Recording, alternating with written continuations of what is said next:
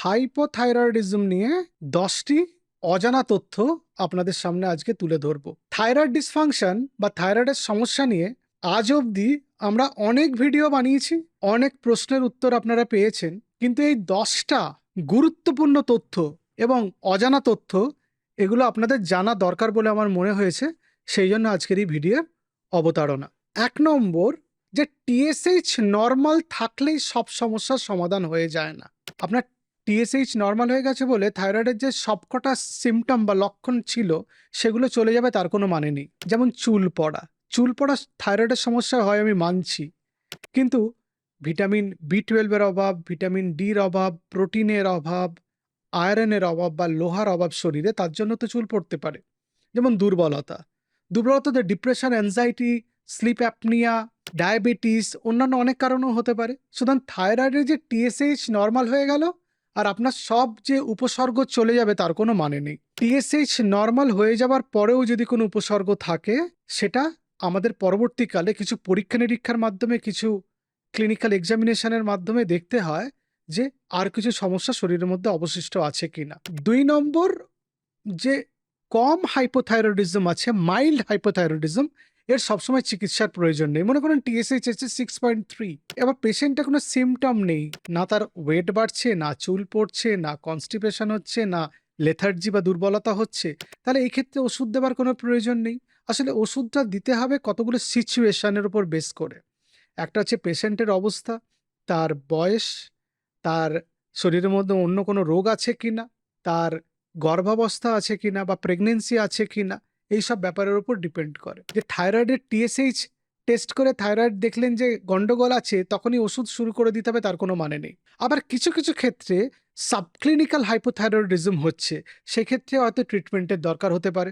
যে পেশেন্ট খুব extreme lethargic, পেশেন্টের কাজ করার মোটিভেশন নেই, পেশেন্ট মোটা হয়ে যাচ্ছেন, ঘুমের অসুবিধা হচ্ছে, কনস্টিপেশন হচ্ছে, চুল পড়ছে, গলার স্বর বদলে যাচ্ছে, এই সব ক্ষেত্রে ওষুধের একটু আর্লি ইনিশিয়েশন দরকার, একটু আগে থেকে শুরু করার প্রয়োজন আছে। তাহলে চিকিৎসাটা ওরকম রিপোর্ট বেসড না। আপনি যদি এসে আমাকে রিপোর্ট দেখিয়ে বলেন, ডাক্তারবাবু এই রিপোর্টটা হচ্ছে আমার এক পিস্তুত মামার ছেলের, এবার এই যে রিপোর্টটা এরকম এলো, তাদের আপনি কি রিপোর্ট দেখে ওষুধ দেবেন নাকি পেশেন্টটাকে দেখবেন? সুতরাং রিপোর্টকে চিকিৎসা করতে নেই, করতে হয় পেশেন্টকে। সুতরাং রিপোর্ট দেখে শুধু ওষুধ লিখলে সেটা ভুল হওয়ার সম্ভাবনা বেশি। 3 নম্বর, আয়রন, ক্যালসিয়াম, অ্যান্টাসিড, কিছু অ্যান্টিবায়োটিক, এগুলো থাইরয়েডের ওষুধের কার্যক্ষমতা কমিয়ে দেয়। অনেকে কি করেন, সকালবেলা ঘুম থেকে উঠে থাইরয়েডের ওষুধ খেলেন, তারপরেই যে একটা ক্যালসিয়াম খেলেন বা কোনো ভিটামিন খেলেন, বড়ি যে সাপ্লিমেন্ট তিনি খান সেটা খেলেন। এতে যেটা হয়, থাইরয়েডের ওষুধের শোষণ কমে যায়, ফলে ওষুধটা যতটা কাজ করার কথা ছিল ততটা না করতে পারার জন্য আপনার উপসর্গ যেগুলো ছিল সেগুলো যাবে না।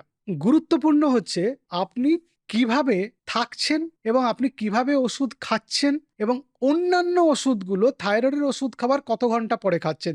সাধারণত 4 ঘন্টা পরে খেতে বলা হয় আয়রনের tablet, calcium, vitamin supplements, antacid, antibiotics, এগুলো থাইরয়েডের ওষুধ খাওয়া 4 ঘন্টা পরে খেলে ভালো।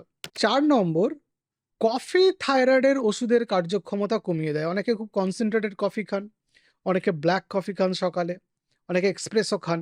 এই কফি যদি থাইরয়েডের ওষুধ খাওয়া 30 থেকে 60 মিনিটের মধ্যে খাওয়া হয়, তাহলে কিন্তু থাইরয়েডের ওষুধের কার্যক্ষমতা কমে যায়।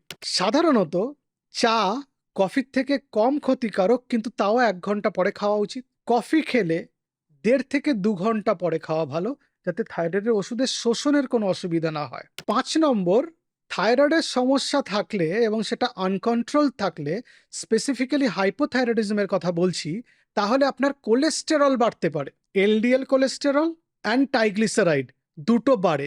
এই দুটো আমরা জানি অ্যাথেরোজেনিক কোলেস্টেরল, এগুলো আমাদের হার্টের স্বাস্থ্যের জন্য খারাপ, আমাদের রক্তবাহের স্বাস্থ্যের জন্য খারাপ, আমাদের ব্রেন, কিডনির জন্য খারাপ।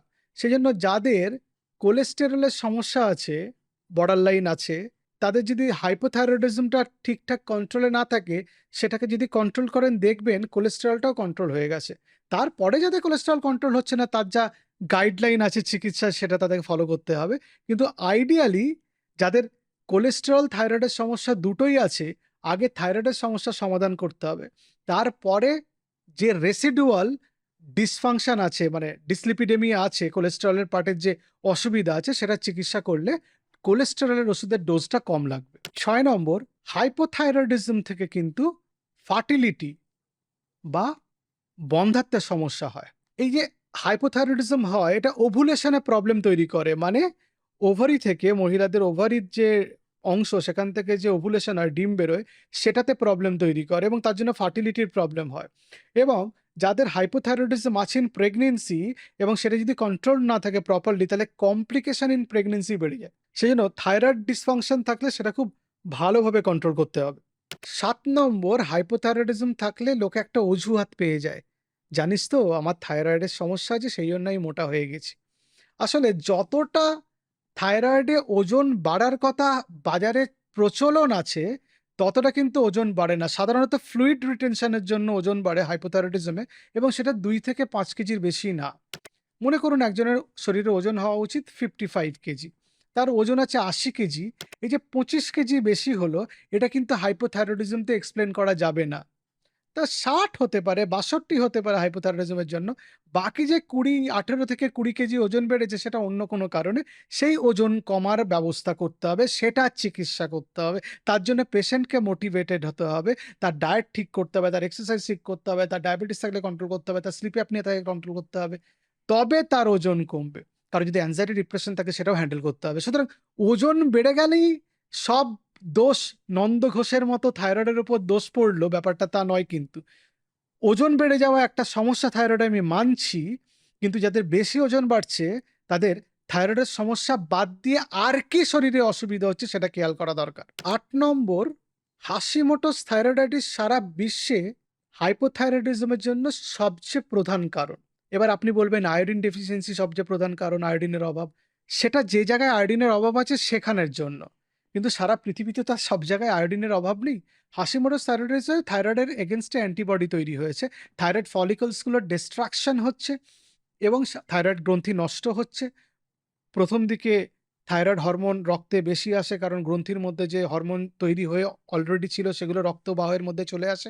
পরে হাইপোথাইরয়েডিজম হয় এবং ফ্লাকচুয়েশন অফ থাইরয়েড লেভেল হয়, মানে কখনো টিএসএইচ বেড়ে যাচ্ছে, কখনো কমে যাচ্ছে। মাঝে মাঝে ডোজ অ্যাডজাস্টমেন্টের প্রয়োজন হতে পারে।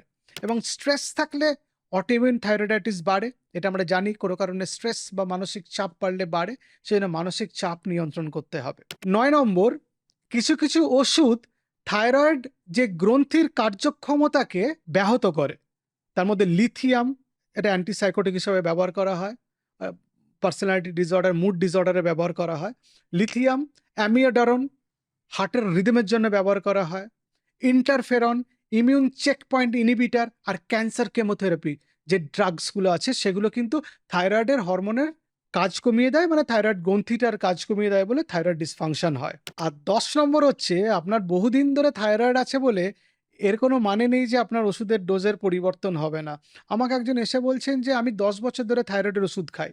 আমি তাকে জিজ্ঞেস করেছিলাম যে আহ, আপনি কত বছর আগে থাইরয়েডের পরীক্ষাটা করিয়েছেন, রিসেন্ট কোনো টেস্ট করিয়েছেন? বললেন না, আমি সুগার-টুগারগুলো করিয়েছি, ওই থাইরয়েডের ওষুধটা যেটা চলছে ওই 100 পাওয়ারের আমি খাই, গত 10 বছর খাই, লাস্ট 5 বছর চেক করাইনি। পরে আমি তাকে থাইরয়েডের পরীক্ষা করতে দিই এবং তার টিএসএইচ যথেষ্ট বেশি আসে এবং ডোজ চেঞ্জ করতে হয়। তার জন্যই তার ডায়াবেটিস কন্ট্রোল হচ্ছিল না, তার জন্য তার শরীরে ওজন বাড়ছিল। ফলে এরকম ভাবার কোনো কারণ নেই যে আপনি বহুদিন ধরে থাইরয়েডের ওষুধ খাচ্ছেন বলে ওই ডোজটা ফিক্সড হয়ে গেছে। ওই ডোজটাতে রেস্ট অফ ইউর লাইফ চলবে। আপনার ডোজ পরিবর্তন করতে হবে এবং সময়ের সাথে সাথে থাইরয়েডের ওষুধের ডোজ পরিবর্তন হয়। বিভিন্ন কারণে থাইরয়েডের ডোজের পরিবর্তন হয়, শরীরের ওজন, আপনার বয়স ইত্যাদি। কারণ আপনার বয়স বাড়ছে মানে আপনার থাইরয়েড গ্রন্থিরও বয়স বাড়ছে। আর মাঝে মাঝে চেক করে দেখা দরকার, যাদের একদম স্টেবল আছে অন্তত বছরে 2 বার। ভালো থাকবেন, নমস্কার।